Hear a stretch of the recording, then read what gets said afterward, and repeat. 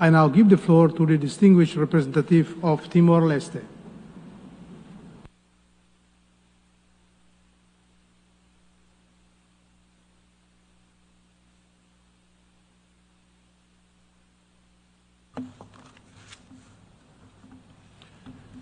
Mr. President, distinguished delegates, Timor-Leste warmly welcomes the report of the President of the Human Rights Council, Ambassador 𝐌𝐍𝐄𝐂, presented under Agenda Item 66.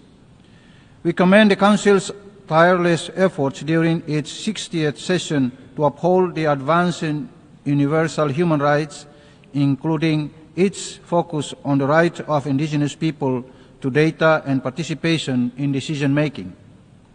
Mr. President, as a young nation born from the struggle of self-determination, Timor-Leste stands firmly by the principles of conventions that safeguard human dignity.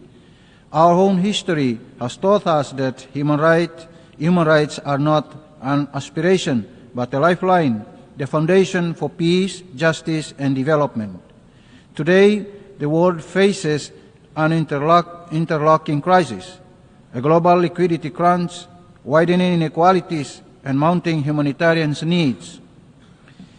In this context, we must streamline human rights programming, making it more coherent, coordinated, and result-driven, without compromising the protection of those most at risk.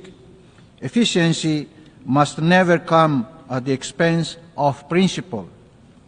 Timor-Leste therefore supports the full adoption of the Human Rights Council recommendations and urges the system-wide alignment of programs to maximize impact, prevent duplication, and ensure resources reach the ground, especially to women, children, persons with disabilities, and marginalized communities.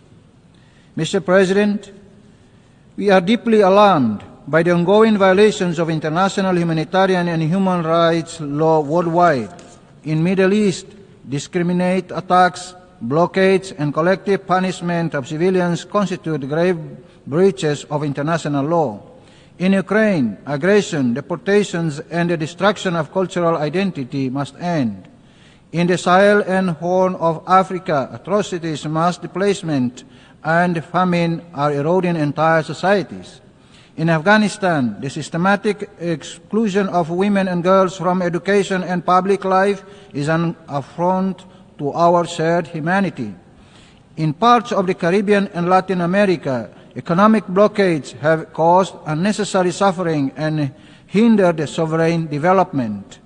In many conflict zones, civilians, health workers, and humanitarians face attacks with impunity. In South Asia, such as Myanmar, attacks against the civilian population by authoritarian regimes against their own people and disregard the call to end the conflict. Timor-Leste also expresses grave concern about the surge in religious intolerance and persecutions, whether targeting Christians in Africa and Middle East, Muslims in various parts of the world, or other faiths.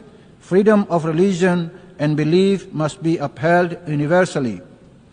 We equally call attention to indigenous peoples' rights, including their right to data, land, and self-determination, as well as the urgent need to halt the rollback of women's rights globally. Mr. President, the credibility of our institutions depends on accountability. Timor-Leste supports the continued role of Human Rights Council, the International Criminal Court, and the International Court of Justice in ensuring that perpetrators of grave crimes are held accountable for their actions. We must protect, not politicize, the international human rights architecture. Finally, even amid financial constraints, let us reaffirm our collective commitment to human dignity. Investing in human rights is not a cost. It is the most sustainable investment in peace and sustainability.